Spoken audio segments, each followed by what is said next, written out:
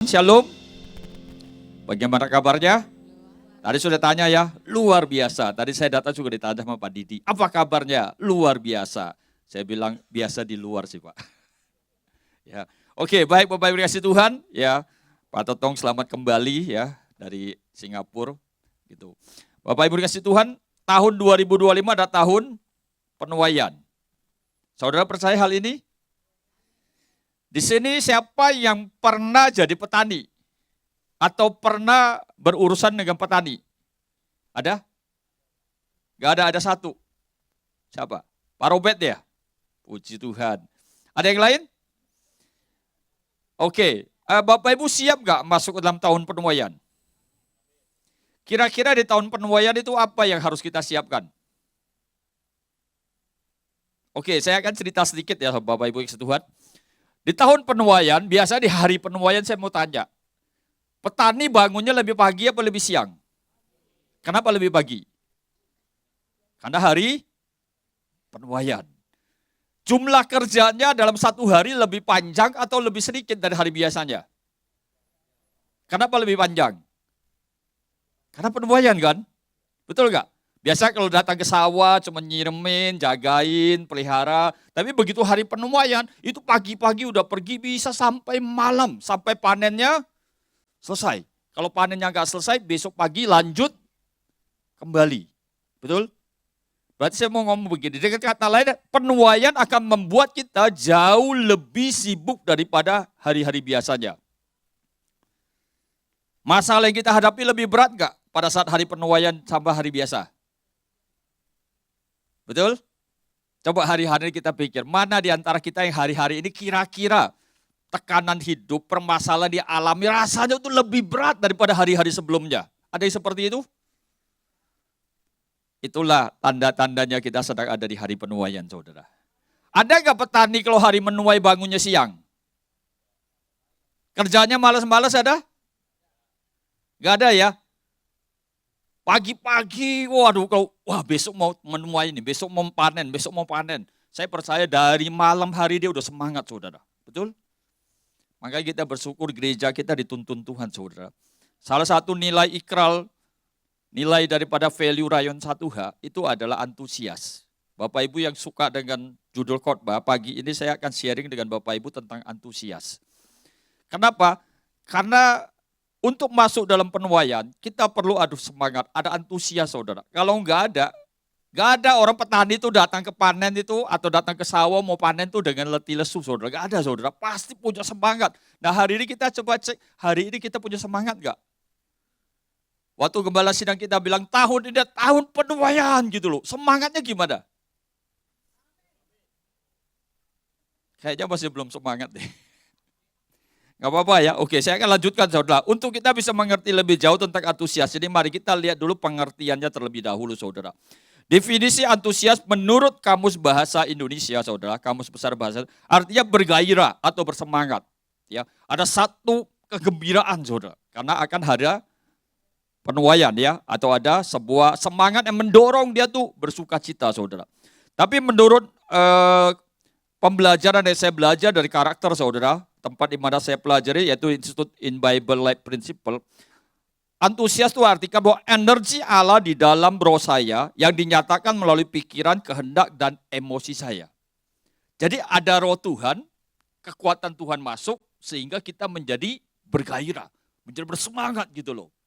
Nah kita lihat, dalam terjemahan bahasa Yunani atau bahasa aslinya saudara, kata antusias itu diambil dari dua kata, en dan theos. En itu artinya di dalam, theos itu namanya Allah atau Tuhan.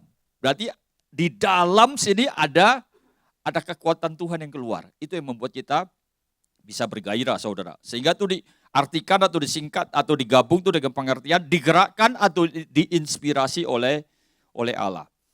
Dunia bisa memberikan kita antusias gak? Bisa. Tetapi yang dimaksudkan oleh Alkitab tentang antusias itu adalah yang datang dari Tuhan. Nanti Bapak Ibu perhatikan, ada beberapa istilah mengenai antusias yang ditulis dalam Alkitab saudara.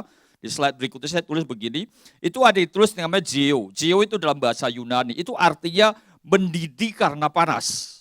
Ya, kalau kita rebus air, panas itu mendidih. Kan gelembung-gelembung udaranya naik gitu. Jadi ada satu semangat. Nah, Bapak Ibu kan pernah lihat waktu Tuhan Yesus melihat bait Allah, dia marah. Kenapa? Karena ada berjual beli di sana.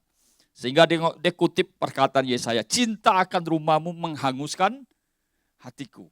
Karena dia saking mengasihi Tuhan, mengasihi rumah Tuhan, sehingga itu membuat hatinya itu mendidih waktu melihat ada sesuatu yang gak benar, saudara. Atau dalam bahasa Yunani juga tulis jelos. Jelos arti itu ada kegairaan, ya, sama dengan tadi arti dari Kamus Besar Bahasa Indonesia. Atau dalam bahasa Ibrani ditulis kara. Kara artinya menjadi panas. Menjadi panas berarti perhatikan, setiap kata antusias itu selalu ada penyebabnya dulu, baru ada akibatnya. Ya, jadi tidak langsung tiba-tiba jadi, tapi ada sesuatu yang menyebabkannya. Atau dalam bahasa Inggrisnya ditulis zeal, artinya semangat, saudara. Ya, sehingga kalau ini dirangkai dari beberapa istilah-istilah yang dipakai di Alkitab, maka itu bisa dikatakan demikian.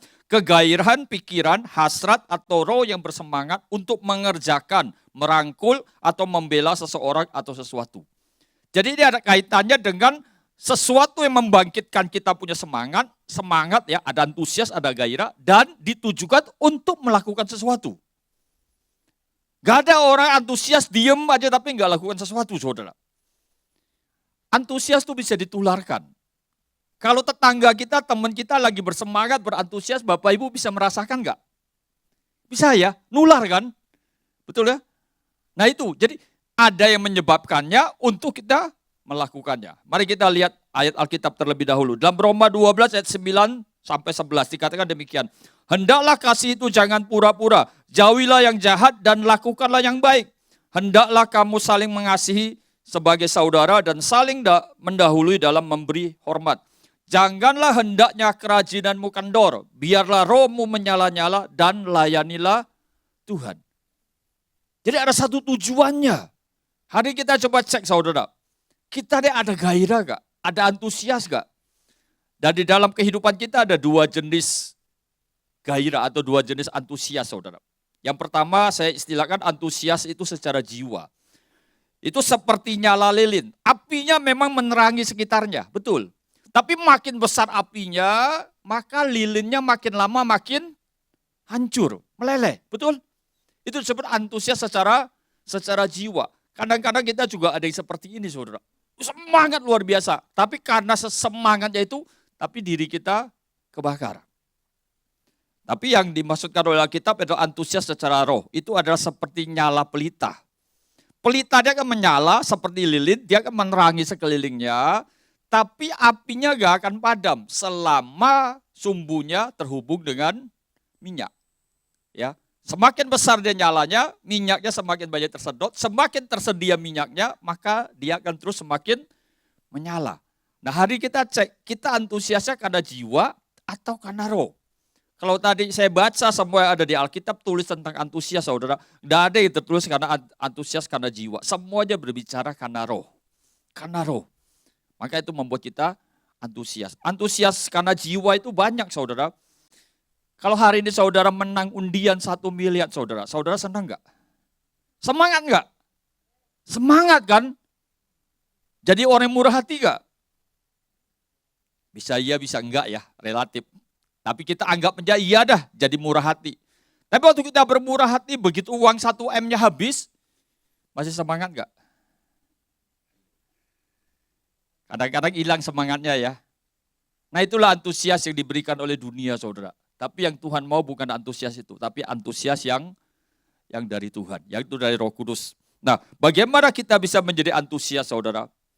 Kita bersyukur, saudara, di zaman kasih karunia, di zaman Roh Kudus ini. Kisah 1 ayat 8 berkata, kuasa Roh Kudus sudah turun di atas kamu dan kamu akan diberikan kuasa. Roh Kudus turun ke atas kamu akan dapat kuasa sehingga kamu punya satu gairah untuk menjadi saksi, saudara. Jadi Roh Tuhan itu sudah dapat hidup kita. Itu yang membuat kita excited. Ingat tadi pelita itu bisa menyala karena ada minyaknya.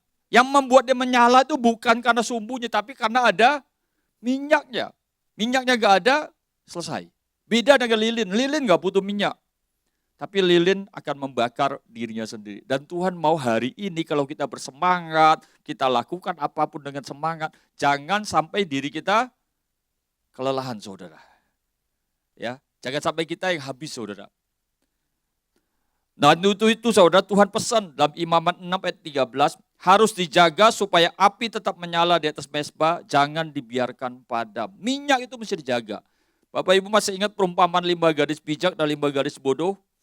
Kenapa dibilang 5 gadis itu bijak? Karena dia mengadakan persiapan minyak.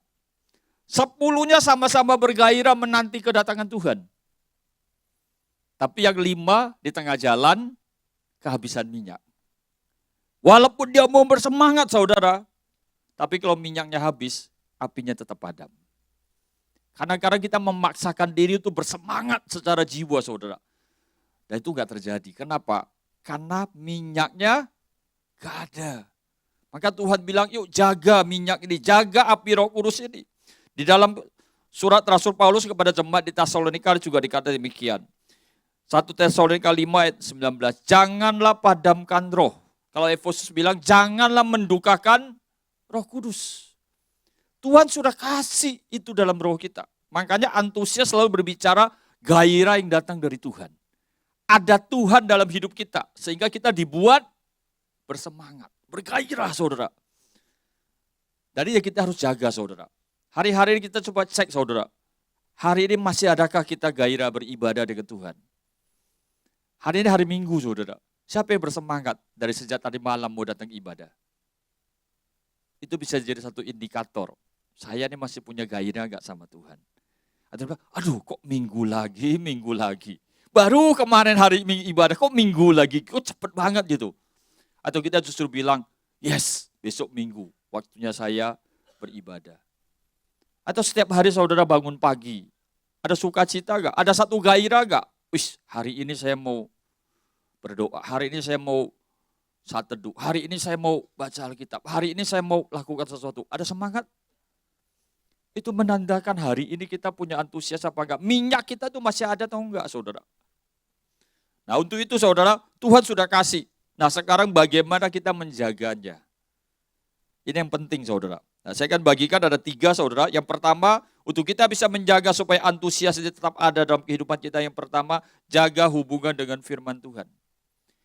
Mazmur 119 ayat 105 berkata, firman-Mu itu pelita bagi kakiku, terang bagi jalanku. Yohanes ngomong lebih jelas lagi saudara. Pada mulanya adalah firman, firman itu bersama-sama dengan Allah, dan firman itu adalah Allah. Sumber kita untuk bersemangat, bersukacita, bergairah saudara, punya antusias, itu adalah Tuhan. Tuhan sudah kasih rohnya. Kalau kita mau lebih ekstrim lagi, lihat dari sejak penciptaan awal manusia saudara. Ketika Adam dan Hawa diciptakan, maka Tuhan menghembuskan rohnya. Napas kehidupan, sehingga Adam itu menjadi hidup. Jadi dari awal itu Tuhan sudah bekalin dalam diri kita. Itu ada kekuatan untuk bersukacita, untuk bersemangat, untuk bergairah, untuk antusias. Tapi dalam perjalanan kehidupan kita saudara, seringkali ini mulai padam, ini mulai redup. Kenapa? Karena kita tidak menjaganya. Imamat tadi bilang api itu mesti dijaga. Roh itu sangat lembut saudara. Kenapa Efesus katakan jangan dukakan Roh Kudus? Kalau kita sering mengabaikan firman Tuhan, sering mengabaikan teguran-teguran hati nurani kita, maka itu pelan-pelan secara bertahap, lama-lama kuping kita akan tebel saudara, kebel. Waktu kita pertama kali bikin salah dan merasa takut gak saudara? Ada ya? Gak usah jauh-jauh deh, kalau misalnya hari ini Bapak Ibu ada di jalan raya, tiba-tiba lagi mengendarain mobil saudara atau kendaraan, saudara tidak punya SIM. Tahu SIM? Surat izin mengemudi. Gak usah bilang surat izin, gak punya dah. SIM-nya ketinggalan di rumah aja. Gak kebawa, dompetnya ketinggalan. Tiba-tiba di sana ada beberapa kendaraan diberhentiin Pak Polisi. Waktu saudara lagi perjalanan kira-kira 20 meter lagi mau nyampe, Pak Polisi itu berdiri, ada rasa bersalah enggak? Kenapa ada? Karena Tuhan sudah kasih dalam hidup kita. Ada roh Tuhan yang mengingatkan kita, kamu ada kesalahan loh. Tapi kalau itu terlalu sering terjadi saudara, satu kali Pak polisinya nggak berhentiin, 2 kali Pak polisi nggak berhentiin, nggak pernah diberhentiin saudara. Besok-besok nggak punya SIM, atau SIM-nya udah mati malah. Terus ada Pak polisi di depan, masih ada rasa takut? Nggak ada kan? Maka kenapa hari ini kita mesti jaga hubungan dengan Tuhan. Supaya kita tahu saudara, supaya kita tetap ingat. Itu penting dalam kehidupan kita. Coba hari ini kita cek masuk tahun 2025 udah sampai bulan April ini. Masih bangun persekutuan yang intim dengan Tuhan enggak? Masih baca firman Tuhan enggak? Itu salah satu tanda. Kalau kita hari ini mau menuai di musim penuaian ini saudara, ingat hari penuaian itu akan kita lebih capek, lebih sibuk, lebih berat. Korbannya lebih banyak enggak? Bangunnya lebih pagi, istirahatnya lebih sedikit, makannya kadang-kadang bisa diabaikan karena panen. Sama hari ini, kalau kita mau menuai saudara, kalau kita enggak jaga hubungan kita sama Tuhan, kalau bicara tadi lilin atau api tadi menyala saudara, berarti hari penuaian nyala apinya itu akan lebih besar daripada sebelumnya. Nah untuk api ini bisa menyala lebih besar saudara, saudara butuh minyak yang cukup. Untuk dapat minyak yang cukup, kita butuh jaga hubungan kita sama Tuhan. Ya, saya komitmen dalam kehidupan saya sejak saya mulai kenal Tuhan Yesus saudara, sampai hari ini saya bilang Tuhan, tiap hari saya mesti baca Alkitab. Apapun alasannya, tiap hari mesti baca. Saya kalau boleh sedikit cerita saudara, pertama kali saya dijamah Tuhan, terus tiba-tiba pengen bertobat saudara, atau bertobat pengen ke gereja. Saya didatangi sama satu orang hamba Tuhan, teman saya sendiri saudara. Tiba-tiba dia datang sama saya dan ngomong gini, bro, kamu yakin mau jadi orang Kristen? Hamba Tuhan saudara, orang baru dijamah Tuhan mau ke gereja ditanya demikian. Jawabannya apa? Ya mau saya bilang, ya benar yakin. Dia bilang kamu yakin keputusan kamu? Iya. Dia ajak saya baca Alkitab saudara. Kamu coba buka Alkitab, Kejadian 1 ayat 26, 27 dan 28. Bapak Ibu tahu isinya apa? Baiklah kita menjadikan manusia menurut rupa dan gambar kita. Terus dia tanya, coba kamu baca ulang. Saya baca, saya nggak merasa apa-apa. Saya bilang biasa-biasa aja, emang kenapa? Coba baca ulang, dia bilang. Akhirnya dia bilang gini, kamu coba lihat kata di situ. Baiklah kita menjadikan manusia. Kita itu tunggal atau jamak? Saya bilang, oh iya ya. Biasa tiap hari di sekolah, Pancasila. Satu, apa? Ketuhanan yang Maha Esa. Esa itu artinya tunggal, eka, satu. Loh ini jamak, dia bilang. Masih mau jadi orang Kristen? Saya langsung diem saudara. Saya pikir keputusan saya untuk terima Tuhan itu salah. Kenapa? Loh di mana-mana saya belajar Tuhan itu satu. Gak ada yang bilang Tuhan tunggal, jamak. Loh kok ini Alkitab bilang jamak? Tapi waktu itu karena ada antusias dari Roh Kudus itu, saya bilang begini, bro, saya gak bisa jawab pertanyaanmu. Tapi saya akan jawab setelah saya selesai baca Alkitab ini. Boleh? Oke, dia bilang. Ya udah, sejak itu saya nggak ketemu dia lagi, pergi. Sejak itulah saya mulai baca Alkitab, saudara. Gara-gara kejadian itu, saya komitmen baca Alkitab dari Kejadian sampai Wahyu selesai. Dalam proses saya membaca Alkitab itu, saudara, akhirnya saya menemukan kita itu artinya Bapa, Anak, dan Roh Kudus. 3 di dalam satu kesatuan. Bukan 3 Allah, tapi satu kesatuan. Oh, saya bilang. Saya menemukan itu di mana? Waktu saya baca di Alkitab, saudara. Saya sampai berpikir begini, Tuhan iseng banget dia kirim orang ini buat saya ya. Kalau hari itu saya kira-kira misalnya gairahnya itu cuma hanya ikut-ikutan orang. Mungkin karena mau cari pacar, mau cari kangtau gitu loh, ketemu-ketemu orang percaya gitu, supaya dapat berkat, saudara. Saya percaya hari itu saya mundur, saudara. Tapi karena roh Tuhan yang menjamah saya, itu membuat saya tetap bisa bertahan. Makanya kenapa bangun hubungan dengan firman Tuhan itu menjadi sesuatu yang sangat penting sekali. Apapun kau, mungkin kau hari ini sebagai seorang hamba Tuhan yang terkenal, hamba Tuhan yang jago, hamba Tuhan yang hafal Alkitab A sampai Z. Beberapa kali kita ketemu beberapa teman-teman, Alkitab berjalan kata dia. Tanya apa aja akhirnya keluar, tahu dia saudara. Keren kan? Tapi dia sendiri gak pernah baca Alkitab. Gak ada isinya saudara. Mesti dibaca. Kenapa? Iman timbul dari pendengaran dan pendengaran oleh firman Tuhan. Itu yang pertama. Yang kedua saudara, Yang kedua, untuk kita bisa tetap menjaga antusias yang sudah Tuhan berikan ini, kita mesti terhisap dalam komunitas rohani yang benar. Ibrani 10 ayat 20 dan 24 dan 25 berkata, dan marilah kita saling memperhatikan supaya kita saling mendorong dalam kasih dan dalam pekerjaan baik. Janganlah kita menjauhkan diri dari pertemuan-pertemuan ibadah kita seperti dibiasakan oleh beberapa orang, tetapi marilah kita saling menasihati dan semakin giat melakukannya menjelang hari Tuhan yang mendekat. Penuaian itu juga identik berbicara akhir zaman, saudara. Tadi kita udah dengar VOV mengatakan lalang dan gandum. Ya, Tuhan bilang tunggu sampai penuaian. Pada saat penuaian tuh baru ketahuan nanti mana lalang, mana gandum. Jadi berbicara menjelang hari Tuhan yang semakin dekat, artinya menjelang hari akhir yang makin dekat, Tuhan katakan melalui surat Ibrani untuk kita semakin giat mendukung satu sama yang lain, semakin giat untuk bersekutu dalam persekutuan komunitas-komunitas rohani. Karena itu yang bisa menjaga kita, saudara. Di dalam 1 Korintus 15 ayat 33 berkata, pergaulan yang buruk merusak kebiasaan yang baik. Komunitas itu bisa mempengaruhi kita. Satu kali saya lagi ikut ospek, saudara. Tahun 92 di Bumi Perkemahan Cibubur. Saya ingat hari terakhir hujan. Hujannya besar sekali, saudara. Tapi karena itu malam penutupan, saudara. Jadi semua mahasiswa, calon mahasiswa itu harus berdiri di lapangan, saudara. Kita hujan-hujanan, saudara. Tapi depan lagi dinyalain api unggun. Api unggun itu makin besar, saudara. Terus tiba-tiba dalam api yang besar itu ada beberapa kayu yang terlempar. Karena panasnya kan kedorongan lempar nih, sus keluar. Begitu keluar karena hujan, api terjadi, kayu tersebut segala padam. Padam. Tapi yang ditumpukan apinya terus menyala. Akhirnya orang di sekitar api ungu itu mengambil kayu-kayu yang terlempar tersebut karena udah kena hujan kan dingin, dipegang pakai tangan dilempar masuk lagi ke dalam tumpukan api tersebut. Dan akhirnya kayu yang tadi udah mati padam itu menyala kembali.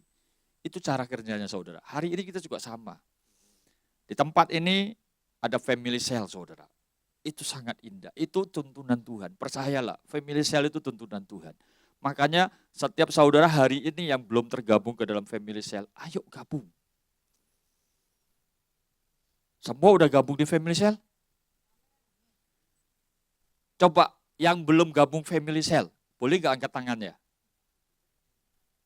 Nih, Pak Gamba sama Pak Michael coba lihat. Jangan diturunin dulu tangannya. Coba lihat. Nah, ya. Nanti diajak ya. Kenapa? Karena tanpa komunitas yang sehat kita gak akan kuat, saudara. Merasa gak kita di akhir-akhir ini muncul berbagai komunitas di dunia, saudara.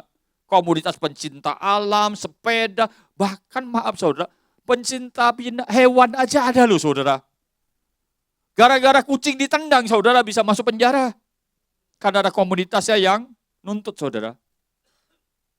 Ada yang anjing di rumah dipukulin, saudara. Lah namanya anjing sendiri dipukulin, saudara. Dilihat kelompok pencinta anjing lewat, saudara, dituntut. Karena sanksi pidana, saudara. Muncul berbagai komunitas. Apa artinya itu, saudara? Dunia pun menyadari mereka butuh komunitas. Kalau kita hari ini sebagai anak Tuhan dan kita tidak menyadari bahwa kita butuh komunitas, saudara, alangkah sedihnya hidup kita, saudara. Kita lihat aja, kalau kita punya kebiasaan, umpamanya kebiasaan kita balik ya, pergaulan yang buruk merusak kebiasaan pergaulan yang baik akan menghabiskan kebiasaan yang buruk. Contoh deh, kalau Bapak Ibu pernah ikut travel, tour, jalan-jalan? Pernah? Saya dulu punya teman kos satu, saudara, kalau mandi, saudara, mandi ya, pagi-pagi, itu minimal 1,5 jam. Waduh, itu kita satu kos itu sudah teriak-teriak tuh. Sampai kita kasih ultimatum, kalau lu mandi terakhir aja. Kenapa? Kita jam 7 mau pergi kerja, kita jam 6:30 bangun, dia kalau udah mandi, saudara, sampai jam 8 baru selesai. Lah kan kita telat kerja semua. Nah, kalau kita ikut travel, jalan-jalan, saya mau tanya, kebiasaan mandi 1,5 jam itu bisa berubah gak? Hari pertama mungkin gak bisa berubah, saudara. Percaya deh gak berubah. Tapi kalau dia jadi sering ngikutin tur terus, saudara, berubah gak? Berubah kan? Demikian juga sebaliknya. Saudara orang yang selalu on time, tepat waktu. Tiba-tiba ikut kelompok satu komunitas. Anggaplah mungkin pencinta olahraga. Janjian ya bro ya, besok kita jam 6 kumpul. Di mana? Di GBK. Mau olahraga kan? Janjian jam 6. Datang-datangnya jam 7, jam setengah 8 gitu loh. Saudara kan biasa on time kan, datangnya jam 6 pagi dong. Tiap kali janji, komunitas tersebut selalu datangnya telat. Saya mau tanya, besok kalau janjian saudara datang jam berapa? Jam 6 atau jam 7? Kenapa jam 7? Karena kan kebiasaan buruk. Dari sini Bapak Ibu paham? Kenapa kita mesti ada di komunitas yang sehat saudara, dan komunitas rohani? Kalau Bapak Ibu bilang, saya sudah punya komunitas kok, betul. Tapi kalau engkau tidak punya komunitas rohani saudara, cepat atau lambat engkau akan jatuh. Karena Tuhan tidak menciptakan saudara dan saya untuk hidup sendirian. Kita diciptakan untuk hidup dalam komunitas. Dalam satu keluarga, ini keluarga secara jasmani ketahuan. Ada suami, ada istri, ada orang tua, ada anak. Ada saudara, saudara kandung. Tapi kita juga ada namanya komunitas keluarga ilahi. Bukankah kita di keluarga besar saudara? Keluarga rohani. Keluarga jasmani aja saudara, kalau tidak pernah berkomunitas, itu gampang untuk diserang. Betul ya? Istrinya kemana, suaminya kemana, tinggal jauh-jauh, gak pernah ketemu. Makanya gak heran kalau orang kerja pisah jauh kan seringkali tergoda untuk berselingkuh. Nah kita komunitas rohani. Kapan kita ketemu? Kapan kita berkumpul? Kalau ini ibadah ini bukan komunitas saudara, ini kita namanya perayaan, semua sama-sama muji Tuhan saudara. Coba lihat kiri kanannya. Ada yang gak kenal gak sama tetangganya? Coba lihat dulu. Ada yang gak kenal? Mungkin, saya kenal sih, tapi ya sekedar tahu aja. Tapi kalau udah dalam komunitas gak ada yang gak kenal saudara, semua kita kenal. Bahkan hobinya aja kita tahu. Yang ini kalau bersin tahu. Kalau ini lagi nunduk-nunduk, kakinya goyang-goyang, tahu ada apa. Yang lapar, kita bisa tahu. Itu namanya punya pengenalan saudara. Dari situlah kita bisa saling menjaga. Dibilang saling mendorong, saling menasehati. Kalau di ibadah ini coba, tadi ada sampai ngantuk-ngantuk mau tidur, teman sebelahnya senggol gak? Didiemin kan? Tapi coba kalau dalam komunitas, dari family cell nih, tiba-tiba yang sebelahnya tidur, dibangunin gak? Dibangunin kan, karena dalam satu komunitas. Yang bisa negur kita tuh dalam komunitas saudara. Kalau dalam persekutuan ibadah raya ini, mungkin ada tapi sangat sedikit. Dan kalau ada teguran pun cuma hanya sekedar formalitas saja.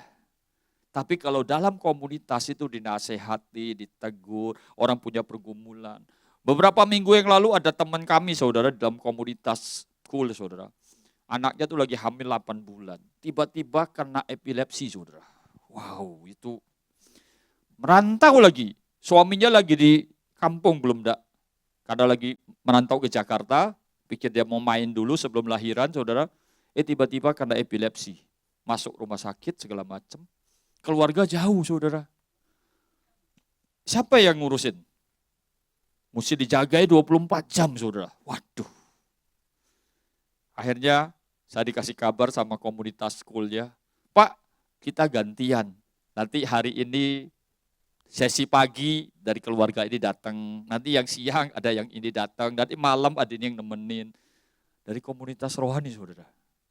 Saling membackup, saling mendukung. Waktu saya lihat itu saya bilang gini. Oh iya, keren juga ya. Ayo gabung dalam komunitas. Itu yang kedua saudara. Yang ketiga saudara. Namanya kita dalam proses perjalanan saudara. Tidak semua yang kita inginkan atau yang kita rencanakan itu sesuai dengan apa yang kita harapkan. Setuju saudara? Ada aja missingnya, ada aja yang keliru, ada aja yang keluar jalur. Ada aja gak sesuai saudara. Maka untuk itu Rasul Paulus bilang kepada jemaat di Filipi, fokus pada panggilan Tuhan. Filipi 3 ayat 13 Saudara-saudara, aku sendiri tidak menganggap bahwa aku telah menangkapnya, tetapi ini yang kulakukan. Aku melupakan apa yang telah di belakangku dan menggarahkan diri kepada apa yang di hadapanku dan berlari-lari kepada tujuan untuk memperoleh hadiah, yaitu panggilan sorgawi dari Allah dalam Kristus Yesus. Fokus kepada panggilan Tuhan. Manusia bisa mengecewakan kita? Bukan bisa, pasti saudara. Malah sering ya. Betul? Yang paling mengecewakan atau paling menyakitkan itu dari mana? Dari keluarga yang paling dekat ya.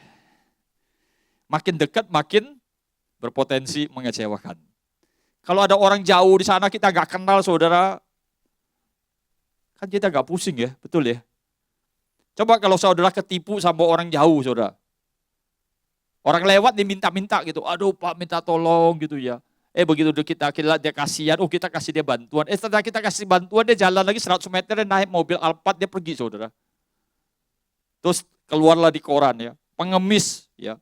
Di Jakarta dia pengemis, di kampungnya dia punya rumah mewah, punya mobil mewah. Saudara kesel gak? Kesel kan? Tapi sakit hati gak? Enggak ya, cuman kesel aja kan. Coba kalau saudara hari ini ditipu sama orang yang saudara sayangi. Saudara kecewa? Sakit hati? Itu bisa terjadi. Jadi dalam komunitas yang sehat itu bukan berarti semua baik-baik saja saudara, enggak. Amsal bilang besi menajamkan besi, manusia menajamkan sesamanya. Kalau dalam komunitas semua baik-baik saja saudara, enggak ada yang pernah mengecewakan kita, percayalah kita akan menjadi manusia yang rapuh dan lemah. Di dalam keluarga tuh ada yang kandang, ada yang enggak cocok dengan kita, ada yang sengaja cari masalah, mungkin ada yang terus kita mau lakukan apa tuh gak didukung, malah dijatuhin, alah gitu aja gitu loh. Itu justru membuat kita terlatih saudara. Besi menajamkan besi, manusia menajamkan sesamanya. Waktu kita lihat ada yang gak enak dalam pergaulan, dalam komunitas, ada yang gak sesuai dengan kemauan kita, di situ kita belajar. Itu yang membuat kita jadi terlatih saudara. Saya selalu belajar dari gembala kita Pak Totong mengenai Kolose 3 ayat 23-24 saudara. Apapun juga yang kau lakukan, lakukanlah dengan sengat hatimu seperti itu Tuhan dan bukan untuk manusia. Waktu kita melakukan segenap hati semua karena Tuhan, kita ikut komunitas karena Tuhan, kita baca Alkitab karena Tuhan, kita bermurah hati karena Tuhan, kita melayani karena Tuhan, kita memberi karena Tuhan. Maka itu saya percaya, kita gak akan pernah kehilangan antusias dan kita gak pernah akan mengalami namanya kekecewaan. Kenapa? Satu kali saya masih ingat saudara, waktu Sentul pertama kali masih mau bangun. Terus tiba-tiba gembala lagi dia bilang, ini tempat yang subur untuk menabur. Wow, semua pada nabur dong. Saya gak tahu saudara nabur gak, tapi jelas saya ikut nabur saudara. Walaupun dengan menangis saudara. Mazmur berkata, barang siapa yang berjalan maju sambil menabur benih dan menangis akan pulang dengan bersorak-sorak. Saya tanya Tuhan, kenapa setiap kali kalau dalam kesulitan selalu dikaitkan dengan menabur? Kenapa gak dalam kelimpahan aja menabur? Ishak menabur pada saat masa kekeringan. Kenapa gak saat kelimpahan? Saat kelimpahan orang menabur, itu gampang saudara. Tapi saat dalam kesulitan, saat kekeringan, untuk menabur itu pilihan. Kalau kita tetap melakukannya, berarti kita percaya taburan kita itu akan menghasilkan. Nah, saya tabur. Tiba-tiba, ini akan jadi rumah doa segala bangsa. Wah, puji Tuhan. Setelah jadi, tiba-tiba konser Justin Bieber. Konser Katy Perry. Masih ingat itu? Saya diteleponin kiri kanan. Wah, itu gimana tuh katanya tuh rumah doa segala bangsa. Saya udah nabur. Kalau tahu begitu ngapain saya nabur buat konser? Saya juga bisa terpancing saudara. Saya coba bilang gini, itu urusan dia sama Tuhan. Waktu kita menabur untuk Tuhan. Jadi kalau dia pakai apa yang Tuhan kasih, tidak sesuai dengan yang Tuhan minta, itu urusan dia, bukan urusan saya. Sekalipun juga itu sebenarnya satu hal, rumah doa bagi segala bangsa kan, betul? Justin Bieber, Katy Perry, mereka anak Tuhan. Mereka termasuk bangsa-bangsa. Berarti siapa aja boleh datang dong. Ada banyak orang berdosa yang datang ke sana, ya lebih bagus saudara. Justru lebih banyak yang bisa kenal Tuhan. Waktu kita melakukan untuk Tuhan, disitulah kita nggak gampang kecewa, saudara. Makanya kenapa kita mesti fokus pada panggilan Tuhan. Paulus kurang apa, saudara? Paulus salah satu tokoh yang paling antusias yang ada di Alkitab. Dia begitu menggebu-gebu. Dulunya sebelum kenal Tuhan untuk membunuh para pengikut Tuhan. Tapi setelah dijamah Tuhan, dia berbalik. Begitu berantusias dia melayani Tuhan. Karam kapal, dipukul, digigit ular, dipenjara, dicambuk, dilempari batu. Itu tidak mengurungkan niatnya. Dia bilang apa? Asal aku bisa mencapai garis akhir, itu cukup. Artinya apa? Yang penting dia bilang. Di Paulus, Filipi bilang, aku melupakan semuanya itu. Yang penting aku fokus pada panggilan Tuhan. Sama hari ini. Saudara dan saya diciptakan Tuhan untuk sebuah panggilan, untuk sebuah tujuan. Tadi masih ingat antusias? Ada yang menyebabkan kita bersemangat, setelah kita bersemangat kita bergairah untuk melakukan sesuatu. Tuhan sudah berikan Roh Kudus ya. Hari ini kita udah punya, kita jaga, kita punya antusias. Tujuannya buat apa? Roma 12 ayat 11 tadi katakan, janganlah hendaknya kerajaanmu kendor, biarlah rohmu menyala-nyala dan layanilah Tuhan. Kalau hari ini kau punya antusias Tuhan dalam hidupmu, saya percaya engkau tidak mungkin diam. Kalau hari ini kau diam, ada yang salah, saudara. Jangan-jangan antusiasnya karena jiwa. Karena sesuatunya udah habis, jadi antusiasnya ikut habis juga. Tapi kalau engkau antusias karena Tuhan, enggak pernah ada yang habis, saudara. Antusiasme mengubah hal biasa menjadi prestasi yang luar biasa.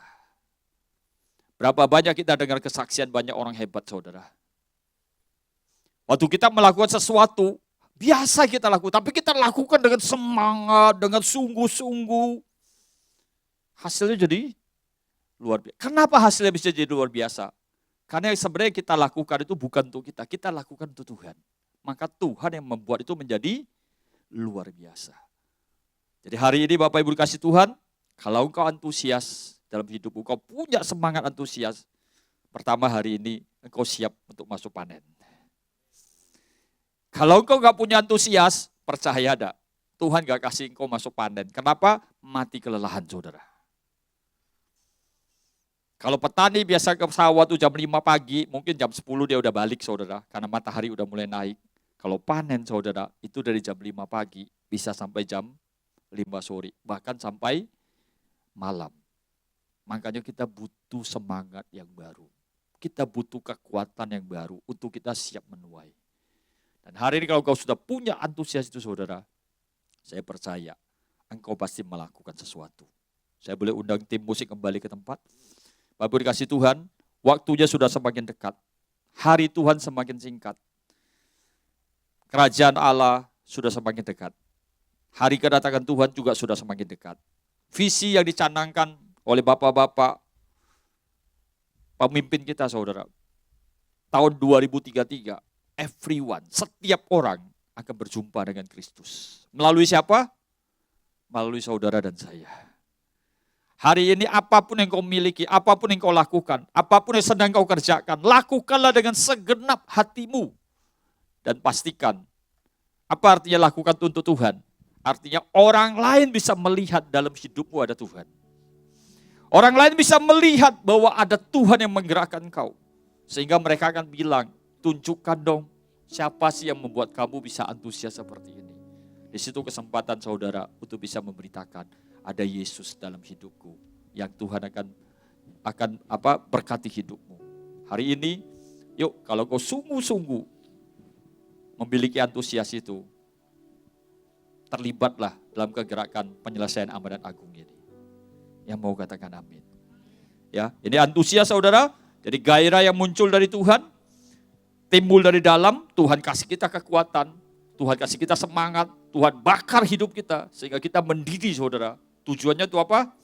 Untuk kita melayani Tuhan. Melayani Tuhan gak selalu harus dibimbar saudara. Kalau kau bekerja, bekerjalah. Dalam pekerjaanmu orang bisa melihat Tuhan. Engkau berusaha, berusahalah. Dalam usahamu orang bisa melihat Tuhan. Engkau sebagai ibu rumah tangga, engkau sebagai seorang pelajar, mungkin engkau seorang mahasiswa. Buat orang melihat ada Tuhan dalam hidupmu. Amin saudara. Semangat saudara. Oke, kita akan nyanyi satu lagu ini saudara. Biarkanlah rohmu menyala-nyala dan layanilah Tuhan. Yuk, engkau yang mau melayani Tuhan, saya undang kita bangkit berdiri saudara. Biarlah rohmu menyala-nyala dan layanilah Tuhan. Ayo nyanyi dengan semangat saudara. Biarlah rohmu menyala-nyala dan layanilah Tuhan. Biarlah rohmu menyala-nyala dan layanilah Tuhan. Biarlah rohmu menyala-nyala dan layanilah Tuhan. Waktu sudah gak banyak saudara. Yuk. Tak ada banyak waktu, kianlah dan jangan lalai. Pekerjaan besar menunggu, ladang siap itu Ikan panen sudah di depan mata saudara. Lepaskan setiap beban. Hal-hal yang bukan dari Tuhan lepaskan saudara. Jangan sampai kau kehilangan semangat. Fokus kepada panggilan Tuhan. Biarlah rohmu menyala-nyala dan layanilah Tuhan. Biarlah rohmu menyala-nyala dan layanilah Tuhan.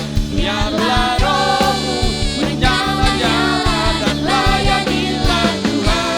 Biarlah rohmu menyala-nyala dan layanilah Tuhan. Biarlah rohmu menyala-nyala dan layanilah Tuhan. Biarlah rohmu menyala-nyala dan layanilah Tuhan. Biarlah rohmu menyala-nyala dan layanilah Tuhan. Haleluya. Bapak, kami bersyukur Tuhan. Kami boleh melihat setiap tuntunan-Mu bagi gereja-Mu Tuhan. Tahun demi tahun kami lalui Tuhan. Dan kami percaya kami semakin mendekati hari penuaian itu Tuhan. Dan hari-hari ini kami butuh Tuhan, kekuatan dari Tuhan. Kami butuh semangat dari Engkau Tuhan. Kami butuh Tuhan, kekuatan yang lebih Tuhan. Untuk kami masuk ke dalam hari panen raya ini Tuhan. Berkati Tuhan para umat-Mu, para hamba-hamba-Mu Tuhan. Terima kasih buat Roh Kudus yang sudah Kau berikan bagi kami. Biarlah kami dapat menjaganya Tuhan. Kami terus Tuhan membangun persekutuan yang intim dengan Kau. Kami mau hidup dalam komunitas, kami mau fokus kepada panggilan Tuhan. Siapapun yang kami alami itu tidak penting. Tetapi yang penting adalah firman Tuhan. Injil kerajaan-Mu diberitakan sampai ke seluruh dunia. Apapun yang kami alami Tuhan, itu dapat membuat orang lain melihat ada Kristus dalam kehidupan kami. Sehingga lewat kehidupan kami, pelayanan kami, rumah tangga kami, pekerjaan kami, usaha kami, studi kami, lingkungan di mana kami berada, orang-orang dapat melihat ada Yesus. Dan mereka boleh mengenal Engkau Tuhan dan percaya kepadamu. Terima kasih Bapa, berkati umat-Mu Tuhan, berkati gereja-Mu JFC ini Tuhan. Kami percaya Engkau tempatkan kami di tempat ini menjadi keluarga rohani bagi kami. Biarlah kami boleh saling mendukung satu sama yang lain Tuhan. Dan kami membuat apa yang Tuhan rencanakan lewat gereja-Mu ini Tuhan, itu terjadi. Dan nama Engkau dipermuliakan. Kami bersyukur Tuhan sekali lagi, terpujilah nama-Mu kekal sampai selama-lamanya. Di dalam nama Tuhan Yesus, kami telah berdoa dan mengucap syukur. Mari kita diberkati oleh firman Tuhan, sama-sama katakan, amin.